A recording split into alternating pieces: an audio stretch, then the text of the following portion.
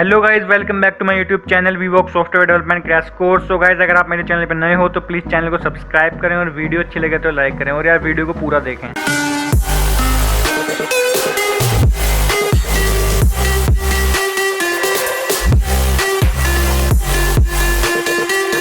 Friends, आज हम basic concepts of oops के बारे में पढ़ेंगे।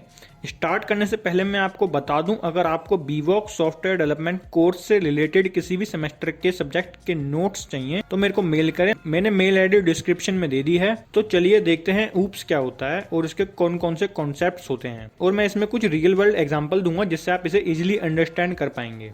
तो सबसे पहले देखते हैं ऊप्स होता क्या है।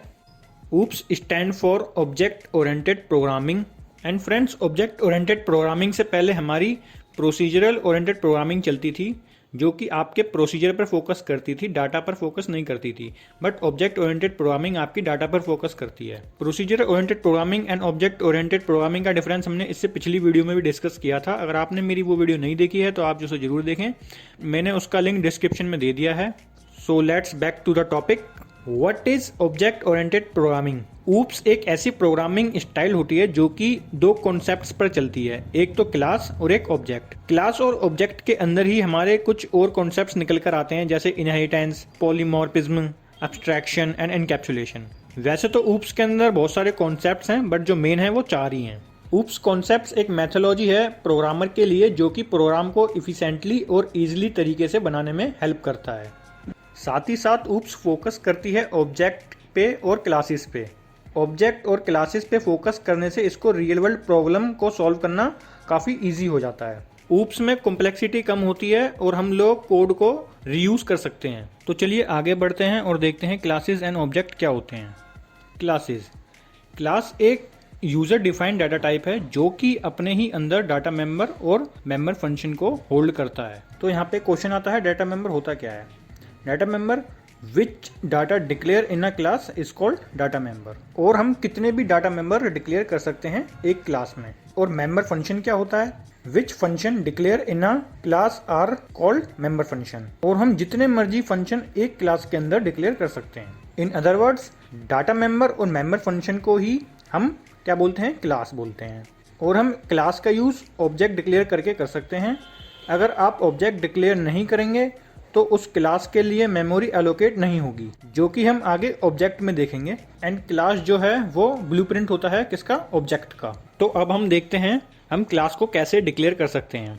Syntax of class. सबसे पहले हम क्लास लिखते हैं, उसके बाद हम क्लास का नेम देते हैं, और ये जो ब्रेसेस हैं इसके अंदर हम अपने सारे डाटा मेंबर और मेंबर फंक्शन जितने भी हमें बनाने होते हैं वो बनाते हैं। तो ये तो हुई क्लास की बात। तो चलिए अब आगे बढ़ते हैं और देखते हैं ऑब्जेक्ट क्या होते हैं। ऑब्जेक्ट्स, क्लास के इंस्टेंस को हम ऑब्जेक्ट्स बोलते हैं। और जब हम क्लास डिफाइन करते हैं तो कोई मेमोरी एलोकेट नहीं होती, लेकिन जब हम उसी क्लास का ऑब्जेक्ट डिक्लेयर कर देते हैं तो क्लास के लिए मेमोरी एलोकेट हो जाती है। और आप जितने ऑब्जेक्ट्स डिफाइन करेंगे उतने ऑब्जेक्ट के लिए मेमोरी एलोकेट होगी, और उतने ऑब्जेक्ट के लिए आप यूजर से इनपुट्स भी ले सकते हैं। और ऑब्जेक्ट आपका कुछ भी हो सकता है, जैसे एक पर्सन हो गया, कोई प्लेस हो गया, या फिर कोई डाटा हो गया जो टेबल की फॉर्म में है। तो ये होते हैं हमारे ऑब्जेक्ट्स। तो इसमें हमारा सिंटैक्स क्या होता है? Syntax of objects. सबसे पहले हमने क्लास लिखी, जिसको भी हमें ऑब्जेक्ट बनाना है, जिसको भी एक्सेस करना है। जैसे मेल करना है तो क्लास की जगह मेल लिखा, और ऑब्जेक्ट नेम हम कुछ भी दे सकते हैं, जैसे एम दे दिया, और जो भी आप चाहें वो दे सकते हैं। सो फ्रेंड्स, ये तो हो गई क्लासेस एंड ऑब्जेक्ट्स की बात। अब हम देखते हैं हमारे ऊप्स के कौन कौन से कॉन्सेप्ट्स हैं जो इनके अंदर आते हैं। Basic concepts of object oriented programming. First is data abstraction, second is encapsulation, third is polymorphism and last is inheritance. तो चलिए इनको डिटेल में पढ़ते हैं और इनके कुछ रियल वर्ल्ड एग्जांपल भी देखते हैं। So yes, first is data abstraction. Data abstraction एक ऐसा कॉन्सेप्ट है जो इनिशियल फीचर को शो करता है और बैकग्राउंड डिटेल या एक्सप्लेनेशन को हाइड कर देता है। चलो हम इसका एक रियल वर्ल्ड एग्जांपल देखते हैं। जैसे हम कार चलाते हैं तो हम उसके इनिशियल फीचर को समझकर कार चलाते हैं, जैसे कि हम ब्रेक पैडल को पुश करेंगे तो गाड़ी रुक जाएगी, या फिर हम स्टीयरिंग को राइट टर्न करेंगे तो गाड़ी राइट की तरफ मुड़ जाएगी, या फिर कभी बारिश होती है तो हम वाइपर ऑन कर देते हैं। तो ये तो हो गए कार के कुछ इनिशियल फीचर्स। हम इन पे ही फोकस करते हैं। हम इन पे फोकस नहीं करते कि हमारी कार में इंजन कितने पावर का है, या फिर हम कितने डिग्री पर स्टीयरिंग टर्न करेंगे तो कार कितनी टर्न होगी। ये सारी बैकग्राउंड एक्सप्लेनेशन हैं जिस पे हम फोकस नहीं करते। तो दोस्तों प्रोग्रामिंग में भी डाटा एब्स्ट्रैक्शन क्या होता है, ये एक ऐसा वेरिएबल होता है जो कि इनिशियल फीचर को शो करता है, बैकग्राउंड डिटेल को ये हाइड कर देता है, जिसकी वजह से प्रोग्राम की कॉम्प्लेक्सिटी और प्रोग्राम को रीड करना काफ़ी ईजी हो जाता है। So next is encapsulation. Friends, जब भी हम प्रोग्राम बनाते हैं तो उसकी दो चीज़ मेन होती हैं। First is data and second is function, और ये दोनों ही ना एक दूसरे पे काफ़ी डिपेंडेंट होते हैं। ये ऑब्जेक्ट ओरिएंटेड का एक इनकैप्सुलेशन कॉन्सेप्ट दिया गया है, जिसमें हम लोग वेरिएबल मतलब फंक्शन, डाटा मतलब मेथड, दोनों को एक सिंगल यूनिट में बाइंड करके रखते हैं। जैसे आपको एग्जाम्पल में भी दिख रहा है, वेरिएबल और मेथड को एक कैप्सूल टाइप स्ट्रक्चर में रखा गया है, उसको हम इनकैप्सुलेशन बोलते हैं। इसका हम एक रियल लाइफ एग्जाम्पल देखते हैं। हम सब लोग बैंकिंग यूज़ करते ही हैं, तो बैंकिंग में ना हमारा काफ़ी सारा डाटा होता है, जैसे account number, account balance, address detail and personal detail. ये सब डिटेल क्या है, हमारा डाटा। और जो बैंक का मेथड है वो है अमाउंट को डिपॉजिट करना और अमाउंट को विड्रॉल करना। तो दोस्तों हमारा ये जो डाटा है, जैसे account number, branch name, address हो गया, ये सब कहीं ना कहीं रिलेट करेंगे उसके फंक्शन से। अगर ये सब डाटा नहीं होगा तो हम बैंक के फंक्शन को यूज़ नहीं कर पाएंगे, और अगर फंक्शन नहीं होगा और डाटा होगा तो उस डाटा का हमारे लिए कोई मतलब नहीं होगा।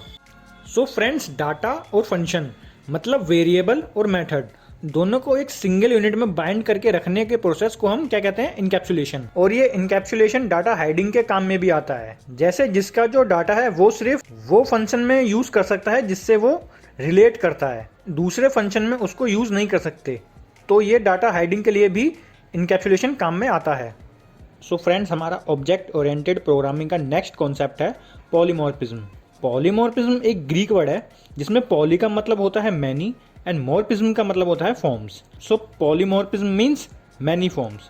पॉलीमॉर्फिज्म मतलब ऐसा सिंगल ऑब्जेक्ट जो अलग अलग जगह पर अलग अलग तरीके से बिहेव करता है, अलग अलग तरीके से रिएक्ट करता है, उसको हम पॉलीमॉर्फिज्म कहते हैं। इसका रियल लाइफ एग्जांपल देखें तो जैसे एक लड़का है, वो अलग अलग जगह पर अलग अलग तरीके से बिहेव करता है।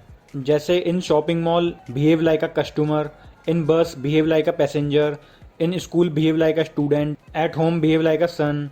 सो फ्रेंड्स, ये एक सिंगल ऑब्जेक्ट है जो अलग अलग जगह पर अलग अलग तरीके से रिएक्ट करता है और बिहेव करता है। इसी को हम प्रोग्रामिंग में भी इम्प्लीमेंट करते हैं। तो प्रोग्रामिंग में क्या होता है, हम लोग एक सिंगल ऑब्जेक्ट लेते हैं और उस ऑब्जेक्ट को अलग अलग पैरामीटर से अलग अलग तरीके से हम लोग एक्सेस कर पाते हैं। और जो सिंगल नेम का ऑब्जेक्ट होता है उससे हमारे प्रोग्राम में कॉम्प्लेक्सिटी कम हो जाती है, जिसमें हमें बहुत सारे फंक्शन या बहुत सारे ऑब्जेक्ट क्रिएट करने की जरूरत नहीं पड़ती। हम क्या करते हैं, हम एक ही नाम के अलग अलग फंक्शन बना देते हैं और हम उसे अलग अलग तरीके से यूज़ करते हैं। तो दोस्तों, पॉलीमॉर्फिज्म एक इम्पॉर्टेंट कॉन्सेप्ट है ऑब्जेक्ट ओरिएंटेड प्रोग्रामिंग का, जो प्रोग्राम की कॉम्प्लेक्सिटी को रिड्यूस करने के लिए हम यूज़ में लेते हैं।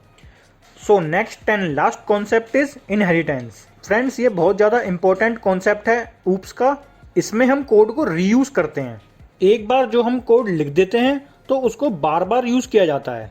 देखते हैं, inheritance is the capability of one class of things to inherit the capability और properties of another class. Means जब एक क्लास की प्रॉपर्टी को दूसरी क्लास इनहेरिट करती है। जब भी हम C++ का कोई प्रोग्राम बनाते हैं क्लास की हेल्प से, तो हम 2 या 3 क्लास बनाते हैं, और अगर हम लोग एक क्लास की प्रॉपर्टी को दूसरी क्लास में इनहेरिट करते हैं तो उसको हम इनहेरिटेंस बोलते हैं। फ्रेंड्स, ये जो कॉन्सेप्ट्स है इसमें हम कोड को रीयूज करते हैं।